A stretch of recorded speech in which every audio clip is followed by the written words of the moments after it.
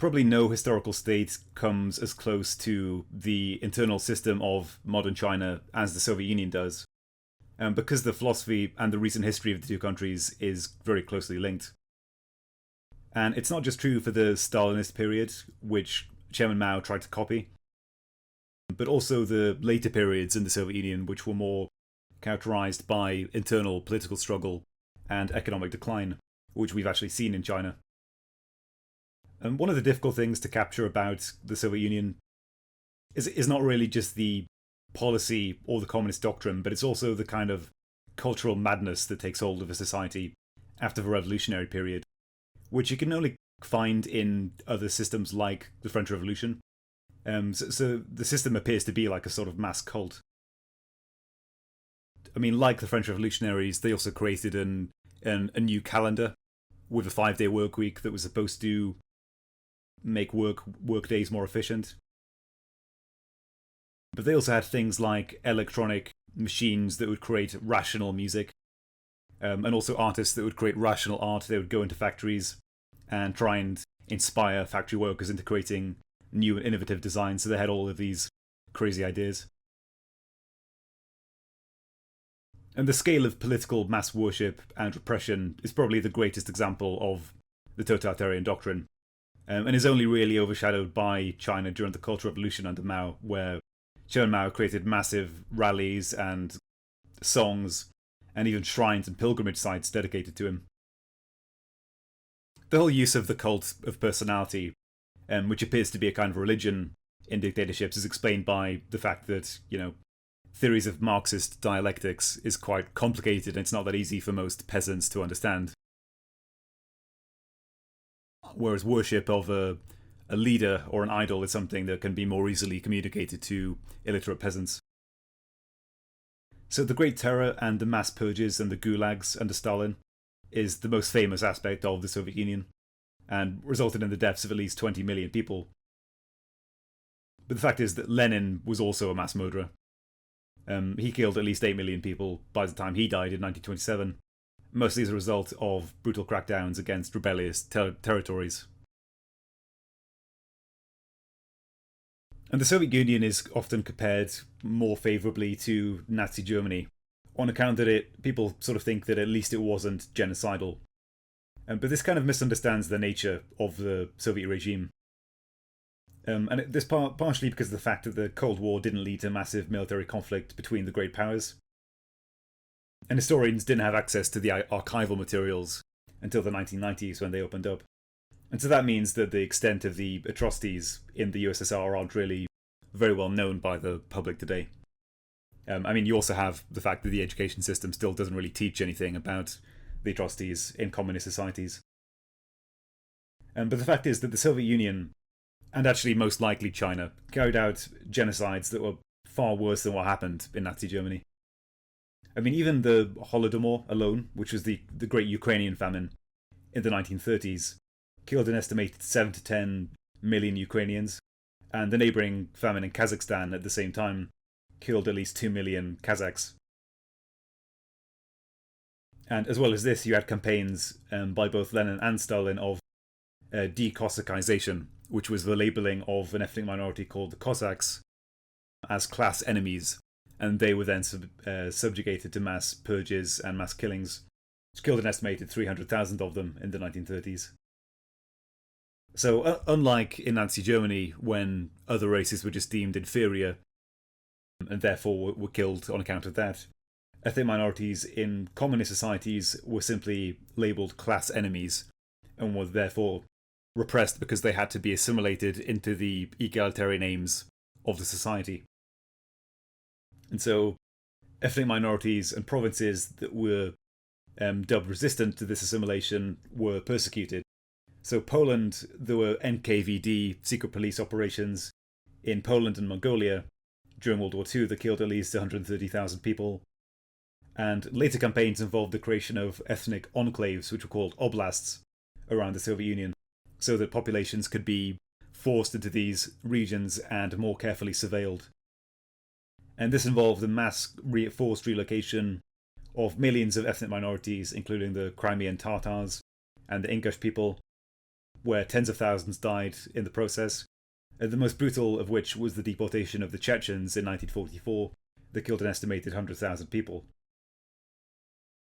And this same policy of creating ethnic autonomous regions was copied by the Chinese communists and still forms the basis of Chinese policy in Tibet and Xinjiang today. So ironically, what they call autonomous regions in China is usually the least autonomous. So in the 1950s, you had the anti-rightist campaign, directed by Chairman Mao as a way to weed out KMT spies and class enemies. And it killed an estimated 5 million people. But we don't really know the exact death toll. But we know that the same campaign was used to create mass imprisonments and mass torture and killings of the Uyghurs and the Tibetans in the 1950s because they had also been labelled class enemies. We also don't know the exact death toll in the famines of the 1950s and how they affected Xinjiang and Tibet because these archives are still closed. But we know the conditions were so bad that in 1962, around 70,000 Xinjiang natives tried to flee China into the Soviet Union, causing Soviet troops to open fire on the people who were fleeing. So we know the conditions would have been so bad for them to risk their lives to do that. The famines of the Cultural Revolution in Tibet killed an estimated 1 to 2 million deaths, according to escaped refugees. And we can extrapolate these same figures to Xinjiang, as being probably even higher. The Cultural Revolution itself in the 1960s instigated countrywide killings against ethnic minorities across China, including the genocide of ethnic Mongolians in the Inner Mongolian province, where an estimated 30 to 100,000 Mongolians were killed. And this was uncovered by a Mongolian historian who's now in prison in China for his research. You also had the mass killings of Hui Muslims in 1974, who are still being repressed in Xinjiang today. And you had a bizarre campaign where the governor of Yunnan was labelled as a spy by Chairman Mao, and a campaign to find people who were allied to him killed 17,000 Miao people in Yunnan. It's common today to talk about cultural genocide in Xinjiang and Tibet. But I mean, really, this kind of covers up what it really is, just real genocide, because we know that at least 2 to 3 million people have been incarcerated in Xinjiang without trial. And refugees who escaped the camps report widespread torture, rape, killings, even live organ harvesting, which was the same tactic used under Falun Gong, the religious meditation group in the 1990s. We can't know, and we probably won't ever know the extent of the killings in the Xinjiang camps. But during the Falun Gong crackdown, at least 800,000 practitioners were arrested, out of which an estimated 40 to 60,000 were killed, which gives a death rate of 5 to 7% of prisoners. And if you apply that same rate to Xinjiang, because the tactics appear to be very similar, you get a death rate of at least 200,000, and probably quite higher. Also, the Chinese operated massive labour camp systems called the Laogai system, which was very similar to Stalin's gulags. For a long time, it was thought that these camps were not very extensive compared to the Soviet Union. But then in the 1990s, there was an escaped survivor of the camp called Harry Wu, who founded the Laogai Research Foundation, and he revealed in his book that an estimated 40 to 50 million Chinese have been sent to the labour camps over the history of the CCP. And so what is it about the doctrine of communism that makes it so deadly? Because Hannah Arendt, in her book, The Origins of Totalitarianism, she writes that communism is just one doctrine among many, and actually any ideology, when pushed to the extreme, can become totalitarian. Which is true, but I mean, no ideology apart from communism really killed so many people in history. And so what was it about the doctrine that makes it so dangerous? I mean, I think really it's the fact that the whole concept of the abolition of private property and the abolition of work, really, or private work, means that the state has to control everything to do with a person's life and their labour, which really sets the conditions for slavery and means that people can just be worked to death for the state, which is why it killed so many people.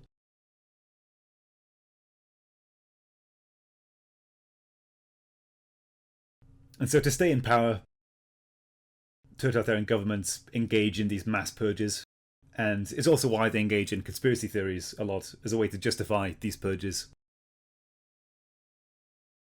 And so after Stalin took power and he forced the other communist faction, which was led by Leon Trotsky, into exile, he immediately created the conspiracy that the Trotskyists were a global conspiracy that were trying to overthrow the Soviet Union and had spies everywhere. So anybody who was accused of being a Trotskyist was put into the gulags. And so later, when Trotsky had been murdered in Argentina with an ice pick, it became less conceivable that Trotskyists could be leading a global conspiracy, and so this conspiracy changed to be the fact that it was the British Secret Service and the British royal family that were leading a global conspiracy, and later the CIA were doing the same thing, and that the CIA had brainwashed the entire world to be against the Soviet Union, and that they were driving counter-revolutionary forces. And by the end of Stalin's life, you have these conspiracies getting crazier and crazier. The most bizarre one is called the Doctor's Plot, which is the idea that there were Jewish doctors all over the Soviet Union that were involved in a campaign to kill communist officials. And this drove Stalin's decision to try to create a Jewish ethno-state in Siberia, which he was trying to do before he died. The same rationale has been present in China for a long time. I mean, originally when Mao took power, he had the conspiracy that the KMT had spies everywhere, and they had black hands within communist China. And so that was the excuse for the purges in the 1950s. And later this transformed into the CIA. And so they still do this today. They blame the black hands of the CIA on any kind of like protest or anti-party force within China. So the protests in Hong Kong or the democratic forces in Taiwan arose as a result of the CIA. They even published this report by the Chinese Academy of Social Sciences, which concluded that K-pop and Chinese pop and these very feminine music groups in Asia were a result of a plot by the CIA and Japanese intelligence that were trying to make China more effeminate so that it could be infiltrated by Western ideals to weaken it. I mean, that was an actual government report that they made. So dictatorships have this, like, their incredible insecurity, but they're also very narcissistic, and they have these very grandiose ambitions. And they actually create these sort of organizations because they're themselves convinced that there is another organization that's trying to control the world. And so you see this kind of, these crazy ambitions with the insane experiments that were conducted in the Soviet Union, which included attempts to create a human-ape hybrids, and attempts to make things like a dog with two heads. At the massive biological weapons program that the Soviets created, which involved the creation of anthrax warheads that were aimed at the United States, and the attempt to make weapons that could control the climate. You can see the same trend in China today, where they had these crazy projects like creating biologically engineered soldiers and police dogs, and plans to create a giant artificial moon to redirect sunlight, and an underwater colony that's run by robots. I mean, that's a real thing they're trying to do. And so China today, despite holding on to a lot of the communist doctrine, it's not really comparable to the Soviet Union under Stalin, which it was under Mao. Because after the death of Mao, it does adopt more of a free market policy, and it's largely stuck to it, and it also scales back the political repression. You never get anything equivalent to the mass deportations or the mass killings that you do under Mao. And so China today actually has quite a lot more in common with the Soviet Union of the 1970s than it does with the Soviet Union of the 1950s. So specifically under Leonid Brezhnev, Brezhnev had an ambitious premier called Alexei Kosygin, who put forward a new economic proposal in 1964 to revive the Soviet economy. And because Soviet economic output had ground to a halt, and he realised that central planning couldn't really hope to regulate the complexity of a modern economy. And to get around this, he proposed giving industries more financial independence so that they could be rewarded based on their profits, and that they could use their own profits how they wanted. So in other words, they could invest it, and that their goods could be sold at real prices rather than the prices that the government set. This policy was introduced in 1965 and scaled up over the next few years. They even had a computer program which was supposed to more efficiently track prices. And it was very successful. It increased Soviet economic growth far more than in the previous decade. But then eventually, after a couple of years, it saw a massive conservative backlash in the party, led by Brezhnev and other reformers who decried it as being revisionist or pro-capitalist, and so a lot of these economic reforms were reversed. And this led to partially the Brezhnev Decline, which was where Soviet economic growth was very, very low for the next decade. And eventually this would inspire Gorbachev to create his Glasnost, where he said that I saw economic reform reversed in the 1960s, and if we don't have political openness now, then the same thing will happen today. So in contrast to China, where in China the economic reform was mostly driven by independent villagers and entrepreneurs, more from the bottom up than the top down, and there was a big emphasis on foreign investment. And another important thing comparing it with China is that you had, because of the Cultural Revolution, actually the Cultural Revolution destroyed large parts of the party. And so in the 70s, basically a lot of the peasants just started making privatized farms themselves. And the party actually can't, they try to stop this, but they can't, because the cadres just won't obey them. And so ironically, Chairman Mao, by creating the Cultural Revolution, he actually makes China the more successful leader of the socialist camp, like he wanted to. The Soviet Union in the 1960s could have achieved what China did in the late 70s if it weren't for the entrenched political opposition. And so the Chinese understanding of why the Soviet Union broke up is related to this. So there's some arguments in China that say that it was all Gorbachev's fault. Gorbachev was a weak leader and he allowed corruption, and because of his political openness, it all fell apart. The second argument is that the Soviet Union was too dogmatic, that it failed to embrace economic reform because it was too obsessed with the communist doctrine. This one is actually correct in my view. And the third argument is that it was all the result of evil Western forces that made it collapse. The second view is largely the view of the Deng Xiaoping camp, like from the 90s onwards, whereas the last view seems to be the view of Xi Jinping. In many ways, Xi Jinping is actually comparable to Brezhnev in the 1970s because his government also reacted against a very economically ambitious premier, Zhu Rongji, who'd created a very successful Chinese economy in the 1990s and 2000s. And Xi Jinping's government actually reversed many of these reforms, which has meant that Chinese economic growth has actually slowed down a considerable amount, far more than is being reported. Brezhnev also engaged in a massive anti-corruption campaign, which, like Xi's anti-corruption campaign, was not very successful. Also, just like Xi Jinping, Brezhnev also tried to revive the cult of personality, and he also strengthened massively the secret police. And so there's a lot of parallels. Obviously, in the end, none of his reforms were very successful. The final obvious comparison is that in the 70s, the Soviet Union had a massive espionage campaign that was designed to steal Western technology and use it to drive the Soviet economy. So CIA reports found that KGB agents were undercover as journalists, as scientists and doctors, and created businesses as fronts all over Europe as a way to steal technology. Specifically for the military, microchips, nuclear energy. And China today does the exact same thing, except that it also uses cyber espionage on top of everything else. I mean, Huawei's entire business model is based on just stealing technology that Apple uses and using it to make cheaper phones. So if you go to a Huawei store, it's pretty much indistinguishable from an Apple store. And the CIA in the 1980s managed to counteract this by installing kill switches and defects into technology that they knew the Soviet Union was stealing. And so one hopes they could do the same thing today with China.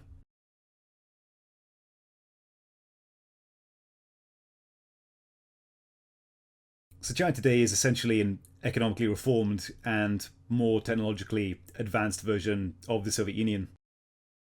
And so the Chinese government learned many things from the USSR and it attempted to correct them.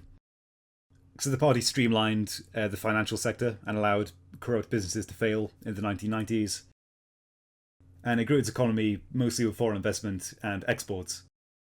It also introduced the Patriotic Education Campaign to indoctrinate children to love the Communist Party and love Chairman Mao.